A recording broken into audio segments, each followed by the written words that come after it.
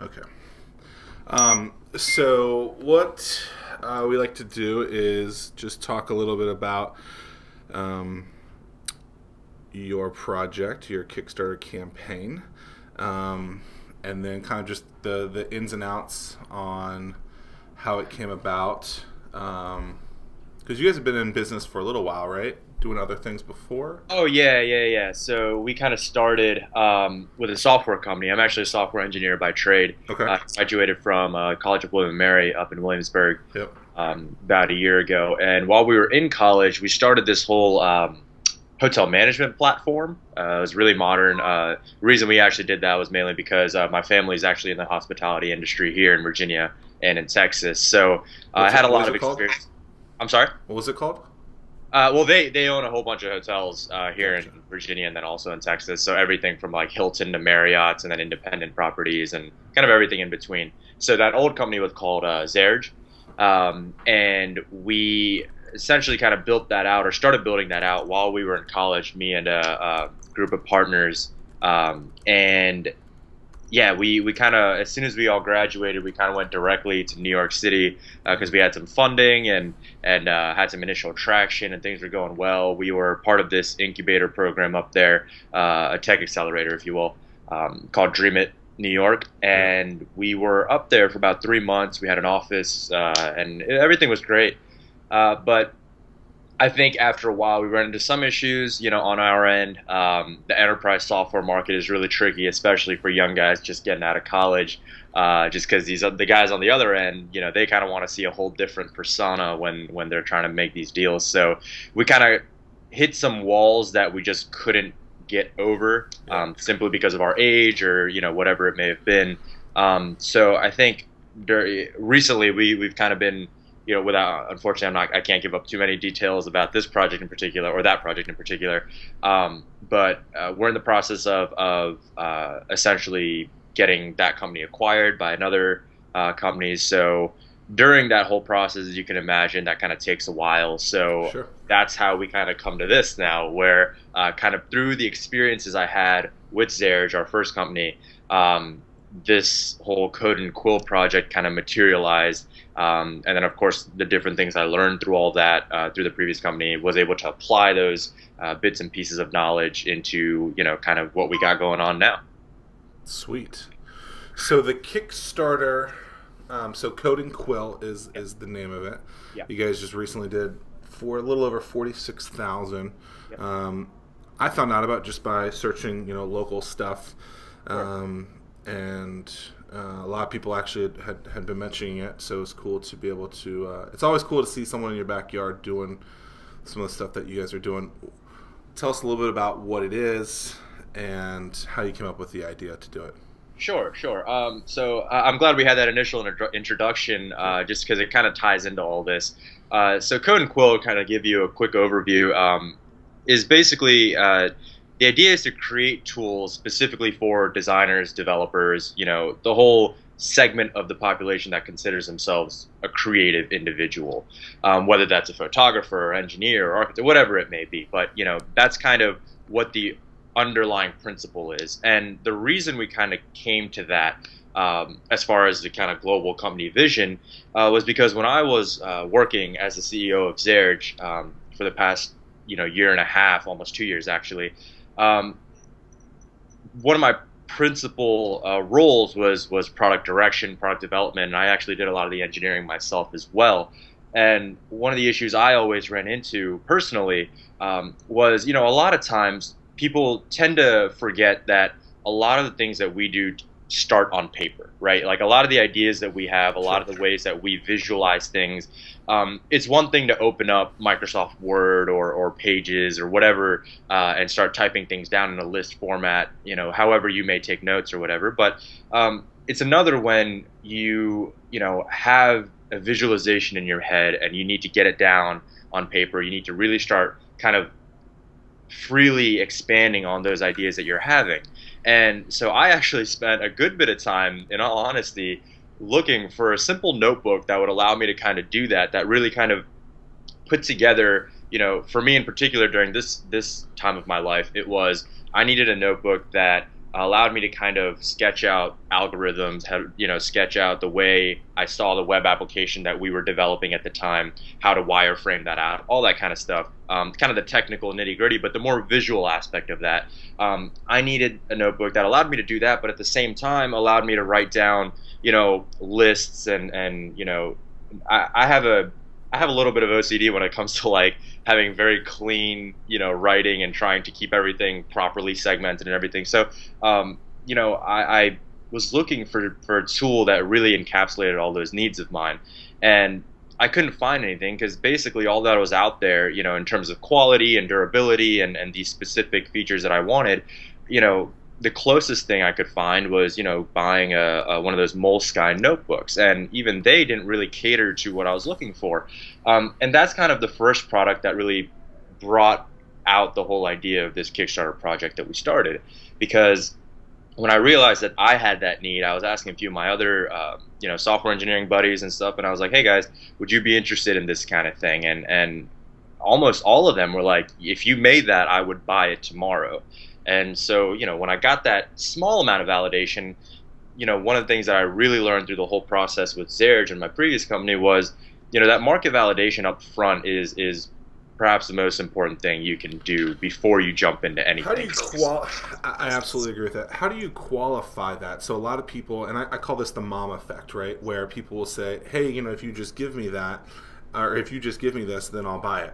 Well, it's like your mom saying that you're a good singer, but then you actually go try out for something. You try out for American Idol, and you find out that Simon Cowell thinks that you're not that good. So how are you able to say, okay, friends that said, I'll do it, Sure. and then actually verifying or validating that they would do that? Because I think there can be a big misstep in an early stage company for believing what someone says when they might not necessarily, they might have been being nice. Yeah. How did you kind of get through that validation piece? Sure. I actually took money from them right there. Okay, good. There's no better transaction than a financial transaction. Yeah, I mean, it was just kind of like, look, guys, I'm actually going to be doing this, and if it doesn't come to fruition, I'll give you your cash, back or whatever. But, if I do make these, and sorry about the doorbell, if I do make these, then, that's my money, and you're getting the notebooks that you're ordering. So yeah, I made that transaction right there, which even then it was still kind of like, this is very minor validation in my mind anyway, because at the end of the day, you might have friends and family that are willing to put down $15 and $20 regardless of what you're making, right?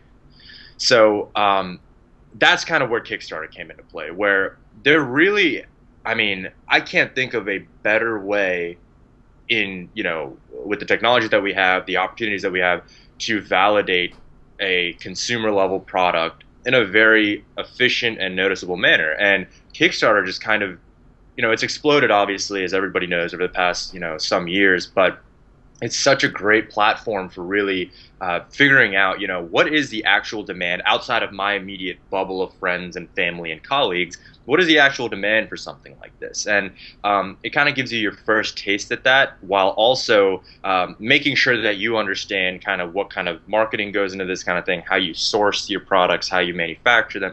You kind of get a little taste of all that in a small batch, just to make sure that, one, you're cut out for it, and two, you actually have a demand for what you're making. And I think it's a great platform to actually consolidate all those things. So what kind of research did you go into to figure out those things? You talked about the manufacturing aspect of it, the marketing aspect of it. There's a lot of studies out there that will tell you kind of the ways that you're supposed to put together a Kickstarter campaign or any kind of crowdfunding campaign. What kind of research did you do to kind of, or look into case studies of how that you wanted to tackle this for your project? Yeah, so I spent a inordinate amount of time scouring Kickstarter itself, actually, for every project that was remotely related to mine, and even some that were completely outside the scope. And I wasn't mainly looking at the products themselves. My big, point in all of that was to actually, see how well they succeeded beyond their goals that they were looking for.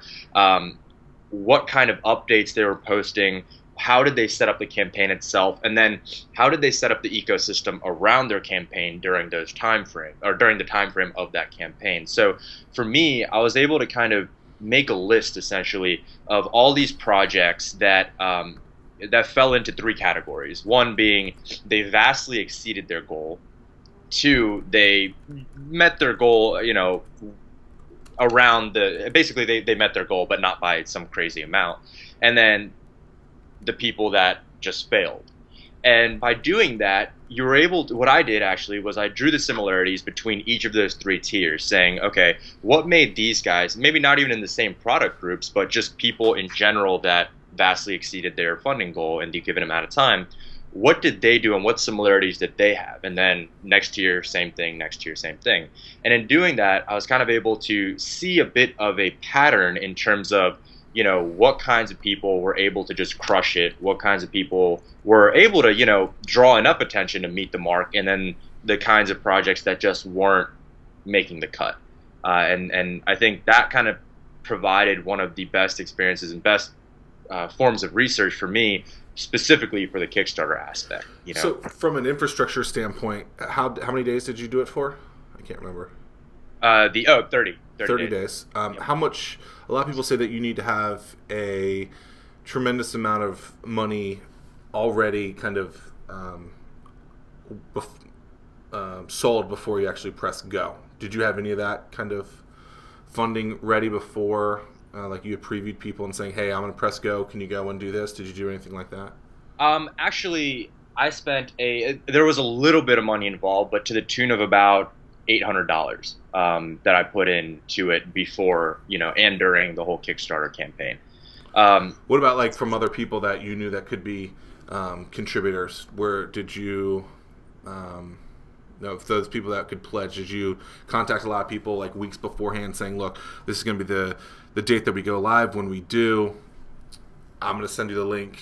You've already said you're going to commit.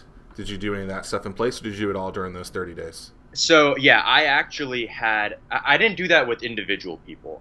What I did was I had a list of about 40 to 45, I can't remember the exact number, blogs, influential, social media individuals, websites that really focus on the niche that I was trying to, cater to with my product. So I had a list of, publications essentially and individuals I could really, that had big followings of their own, because I knew that I was getting into this.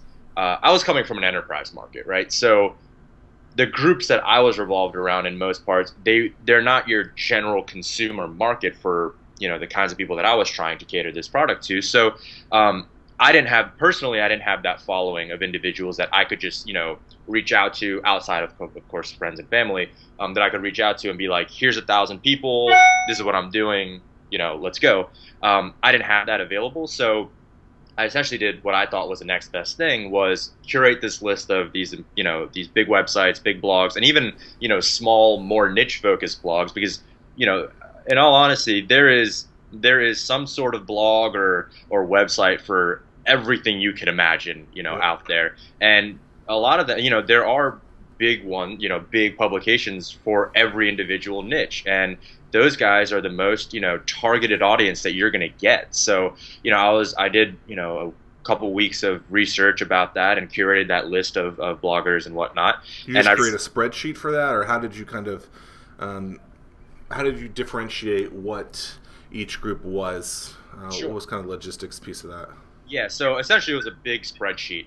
And, I had, of course, the name of the publication, their URL, all the basic information, contact information, all that. And then I had one column that was essentially a rating of how popular they were in terms of page views, monthly visitors, that kind of thing. Because, of course, that kind of stuff is also publicly available. Sure. So I was able to kind of categorize each individual. And so I had a rating for that. And then I also had a rating that I essentially called the niche rating, which was a scale of 1 to 5, who their audience, how closely their audience resembled the kinds of people that I was trying to cater to. Mm-hmm. Now, that was more of a, qualitative kind of rating that I put on it. There was no particular quantitative data on that I could get, just because, of course, I don't have access to their demographic data.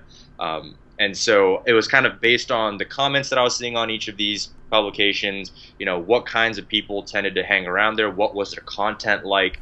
So that's kind of what I focused on, and those two ratings kind of gave me a nice structuring of how I wanted to iterate through that list and reach out to these guys. So going back to your earlier question, you know, one of the biggest things for me was to reach out to as many of those 40 to 45, individuals that I had on that list and shoot them an email, say, hey, this is what I'm about to get into.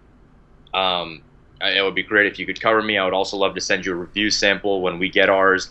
And, it would be fantastic. I think your audience would love it. So create a custom tailored message to each of these individuals, kind of playing to the kinds of things that they like to write or the kinds of things that they like to post about. That was really important. What was the reception like for that? Did everyone answer? Did a couple Yes. of them? I had I think the conversion rate was something like 8% or something like that. There's just a handful of people that even bothered. And yeah, so it was really small. But of course, that was before the campaign started. Reaching out to all these guys, and I only got like a couple, people to respond. And after that, I knew, I could keep pushing, more and more. But I think a lot of these guys want to see whatever you're talking about at least up and running before they do anything with it. So I went ahead and I actually just after a couple of those guys replied to me and they said yes or no. I got a couple yeses and that was really it in the beginning. And so then I just launched the Kickstarter campaign, and then I reached back out to the guys that I either didn't hear from at all, or that said no, and then sent them a link and just be like, hey, I don't want to be pushy, but I would love it if you just gave me some feedback, and essentially just kind of try to build. What I was trying to do was actually genuinely build a sort of relationship with these bloggers and social media influencers, because they're always good people to know, So that was kind of a touch point for us, a point of connection between me and that other individual, and that's where things started to kind of hit the ground running a little bit, because then these guys were able to see, the actual product, the description, what it was about. And that's when more and more people started reaching out to me. And in fact, there was a handful of people that just posted without me even reaching out to me, just because I guess they found it through one channel or another. And it just kind of snowballs from there. Great. So you talked a little bit about the ecosystem and looking at other ecosystems, or you wanted to find out how they were working. Can you tell us a little bit about what you mean by the ecosystem and what were the key points that you were looking for when you decided to develop yours? Absolutely. So, what I mean by when I say ecosystem of the Kickstarter campaign, I really mean, during that, 30 to 60 day period that they have their campaign running, what were they doing? Not just on Kickstarter, but also outside of Kickstarter. So what kind of posts were they making? So, of course, this required a lot of manual work as to going into their Facebook pages, going to their Twitter accounts, looking at their blogs and cross-referencing essentially the dates that Kickstarter campaign was active for, and then also the dates that corresponded with tweets and Facebook posts and updates and blog posts, the whole shebang, right? Mm-hmm. So you're kind of able to get this chronological ordering of how things kind of were put in place for each of those individual products, or companies rather, and see kind of how they were interacting with their potential customers, how they were trying to attract more backers to their campaign and that kind of thing. So it was interesting to see, because remember I was talking a little bit about those three tiers of projects that I was looking at, the ones that far exceeded their goal, the ones that met it, and the ones that didn't. And you could just see, it was a very clear delineation between how much more concise, but often the companies that really broke their goals, how much they interacted with their potential backers and even their existing backers, and how immersed they were with the communities that they were trying to serve. So you just had a lot of them, it was interesting because you just had a lot of people, just a lot of those big guys anyway, the guys that crushed it, really getting to the heart of all their customers and being involved in the community and talking about not just their product, but even just the whole idea of their product and even other companies' offerings in that same space. So it was just interesting to see how all that. Sure. Well, just looking at yours, 13 updates on a 30-day campaign. Yeah. That's almost half of the days you were updating people. Right. A ton of comments on there. How did you break down the kind of payments of each. How did you decide what you wanted to give people? And were you looking at it from a financial standpoint? Like, did you know how much it's going to cost you if you get X? From a manufacturing, what's the structure with that? Yeah, so as far as the rewards go, in terms of, you give me X amount of money and I give you X amount of product. That was just sheer numbers, right? So I had to really figure out, how much is it going to cost me to manufacture per item? And then of course the biggest, the thing that people I think tend to also forget, and I certainly did in the beginning as well, was that your manufacturing costs are just a small part of the whole thing. The real costs come with, the shipping, the quality assurance, the warehousing. Really, shipping is a big one. I mean, that is a very expensive ticket. So I had to make sure that I had my logistics down from a very early standpoint. I needed to know pretty in depth exactly who my manufacturers were, how much they were going to charge me, how the logistics were going to work in terms of shipping and warehousing and fulfillment, and then essentially creating a line item for each of those and saying, here's my cost associated per item.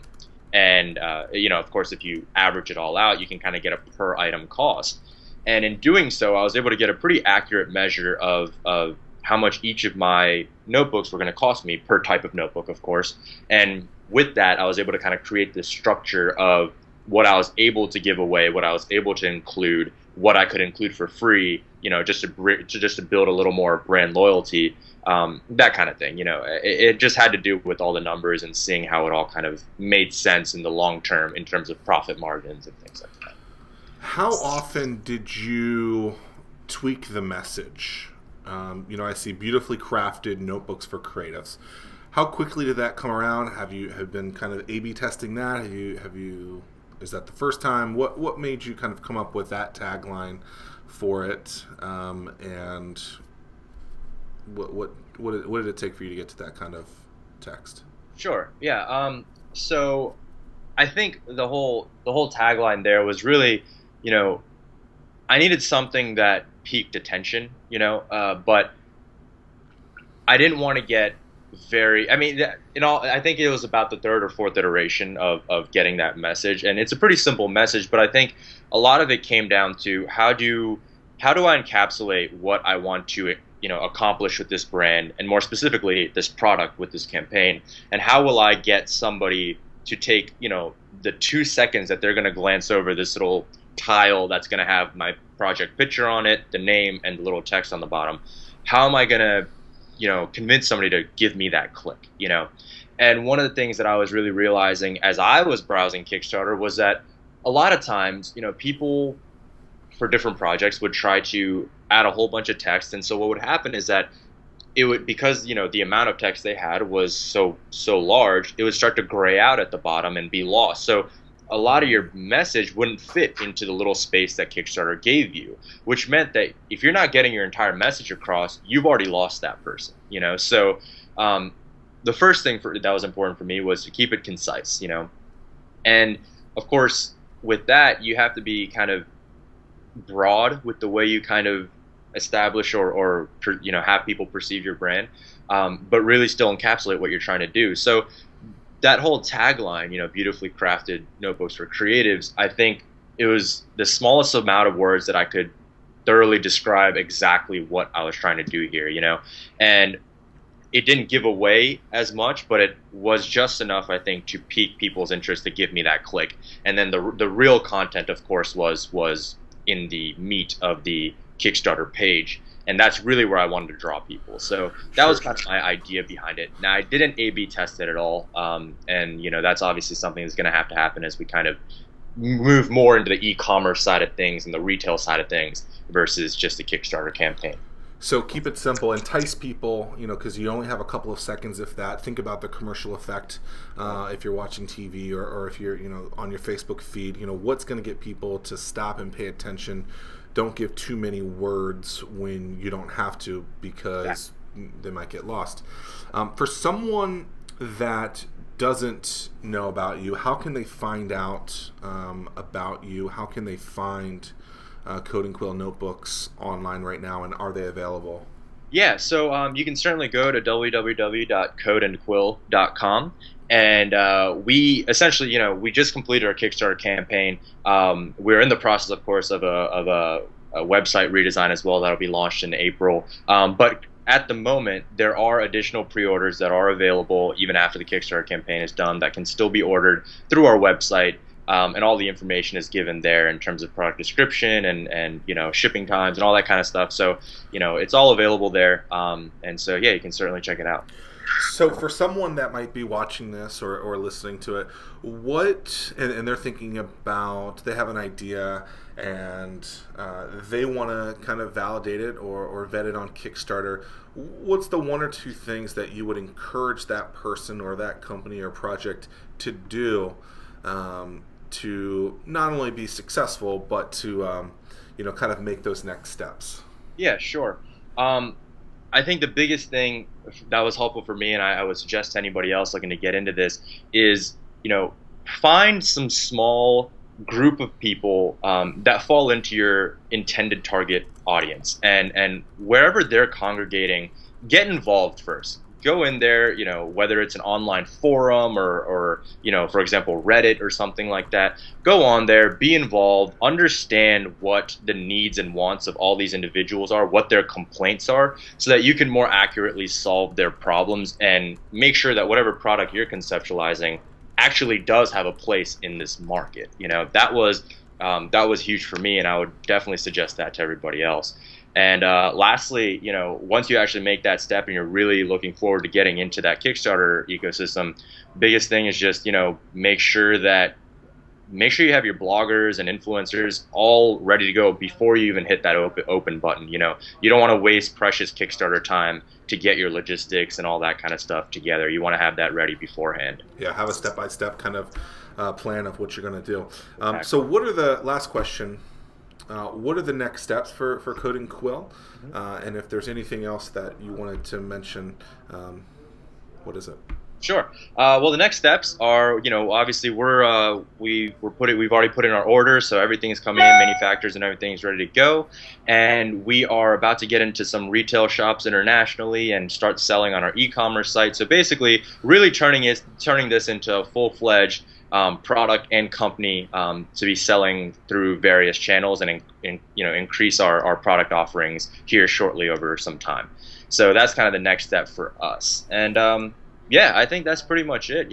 It's been a pleasure, being able to talk to you. Yeah. So I just thought of one thing. So being, in Virginia Beach, how does being in an area like Virginia Beach or in, that area or our area, what does that mean to your business, and how can leveraging that area grow your brand, if at all, or does it not matter? Well, I think that I've already this was actually somewhat surprising to me. I actually didn't have any particular focus on How's it going? doing the whole staying in Virginia Beach and launching the product because I was in Virginia Beach. It just happened to fall into place that way. But what I noticed is that I've had a lot of local support, actually. A lot of people have contributed to the campaign and have emailed me from the local area that are just interested just because, fellow entrepreneurs or new companies being started here. So there definitely is this really tight-knit group of locals here that I think is amazing, and that's been fantastic so far. Great.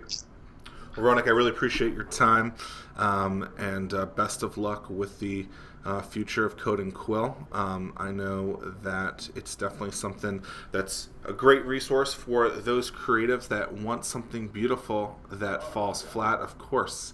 I saw that was something that was really important for you, that lays flat on the ground, and looking forward to your continued success. Great. Well, it was a pleasure being here, man. Thanks a lot. You as well.